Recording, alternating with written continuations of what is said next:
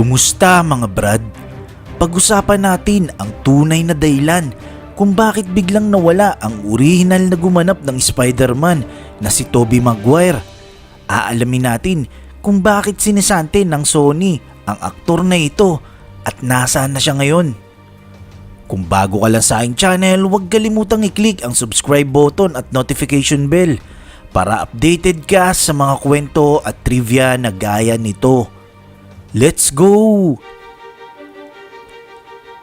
Si Tobey Maguire ay pinanganak noong June 27, 1975. Isa siyang American actor at film producer. Kilala siya sa kanyang role na Peter Parker o Spider-Man. Pero bakit sa isang iglap biglang nawala sa eksena ng showbiz itong si Tobey Maguire? Matapos ang success ng Spider-Man noong 2002, ang aktor na si Tobey Maguire na ginanapan ang Peter Parker ay mabilis na naging isa sa biggest star sa buong mundo. Kumita si Tobey Maguire sa pelikulang ito ng halos $4 million. Dahil dito, gusto niya magpataas ng sahod. Ang hindi niya alam na ang ginagawa niyang pakikipagnegosasyon sa Sony ang magiging mitya ng katapusan ng kanyang karir. Basically, si Tobey Maguire ang gaganap sa sequel ng Spider-Man. Ito yung Spider-Man 2. Noong 2003 pa lang kasi, nung malapit ng umpisa ng Spider-Man 2, si Tobey Maguire ay pinadala ang kanyang doktor para makipag-meeting sa director at producer ng pelikula. Sinasabi na si Tobey ay hindi na magagawa ang mga stunts dahil nagkaroon siya ng injury sa huling ginawang pelikula na si Biscuit. Pero ang lumabas sa mga balita na matapos magdemand ni Tobey Maguire, nagkaroon bigla ito ng iniindang sakit sa likod. Kaya lahat ng involved sa sequel ay gusto malaman kung magagawa niya ba yung mga stunts.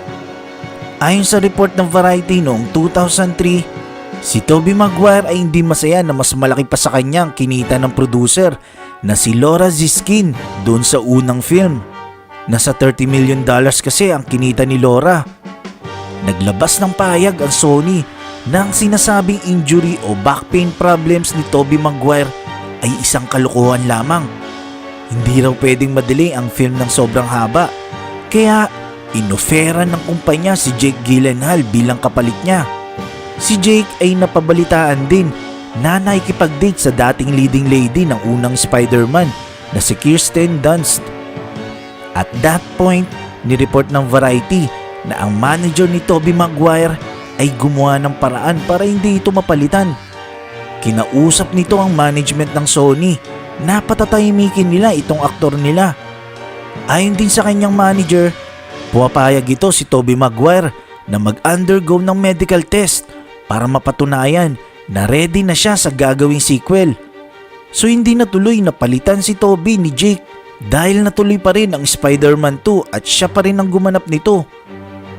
Si Tobey Maguire ay nireport na kumita ng $17 million sa Spider-Man 2 na tinuturing na isa sa best superhero film na nagawa nung time na yon. Bumalik si Tobey Maguire para gumanap sa Spider-Man 3. Matapos ito, tuluyan na siyang pinalitan ni Andrew Garfield sa sumunod na sequel.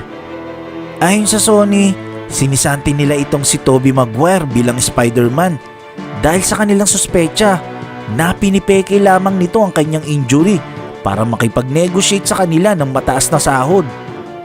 Matapos ang Spider-Man 3 noong 2007, inilabas naman ng Sony noong 2012 ang The Amazing Spider-Man na ginanapan ni Andrew Garfield bilang Peter Parker.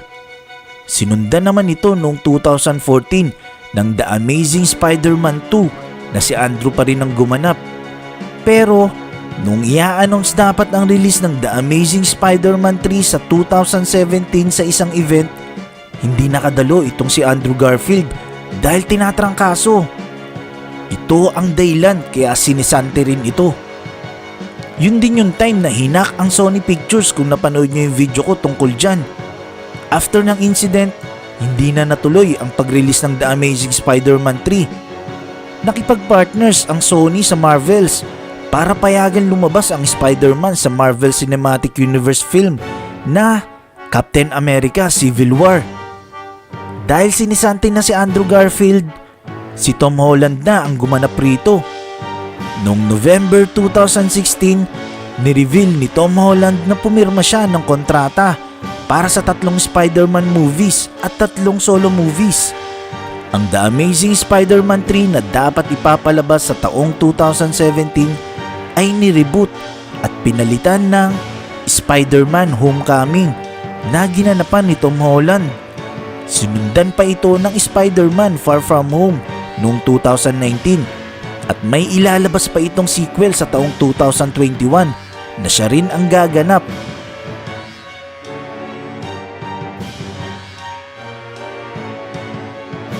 Pero matapos ang pagkasisante ni Tobey Maguire, bakit bigla itong nawala at tumigil sa pag-aartista? Alam nyo ba na ang Spider-Man 3 na huling ginanapan ni Tobey Maguire ay hindi talaga naging successful? Maliit lang ang kinita nito at maraming fans ang hindi nagustuhan ng istorya at marami talagang nagalit na tao sa palabas na to dahil hindi nila na-meet yung expectations sa palabas. Dahil dito, nagsuffer ng depression si Tobey Maguire ng ilang taon dahil sa mga nangyari sa kanyang buhay.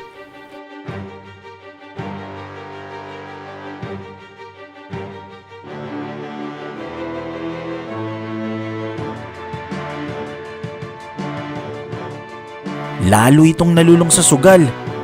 Actually, 2004 pa lang sumasali na ito sa mga tournament ng poker. Kasali nga ito sa World Series of Poker Main Event Championship sa taong 2005, 2006 at 2007. Ang madalas niyang kasama na celebrity sa high-stake poker games ay sina Ben Affleck at Leonardo DiCaprio.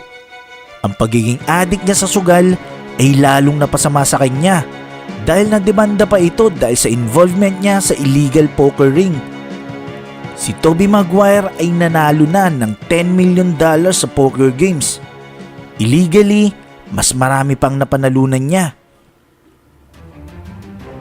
Ang payag ng Sony patungkol sa pagsuspecha nito na pinipeke ni Tobey Maguire ang injury nito para may pag-negotiate ng mataas na sahod at pagsisante sa aktor bilang Spider-Man ay isa sa leakage na isiniwalat ng mga hacker nung nahakang Sony Pictures noong 2014 na kung saan ang hacker na ito ay mula sa North Korea. Nakakalungkot nga lang dahil si Tobey Maguire na tumatak sa tao bilang Spider-Man. Kaya nga kahit sino pa ang bagong aktor na gaganap sa Spider-Man, para sa maraming fans, si Tobey Maguire lang ang nag-iisang mukha ng Spider-Man. Nagustuhan mo ba ang kwentong ito? I-click na ang like button at i-share ang video na to. Mag-iwan lang ng komento para sa inyong mga salobin. Maraming salamat. Hanggang sa muli.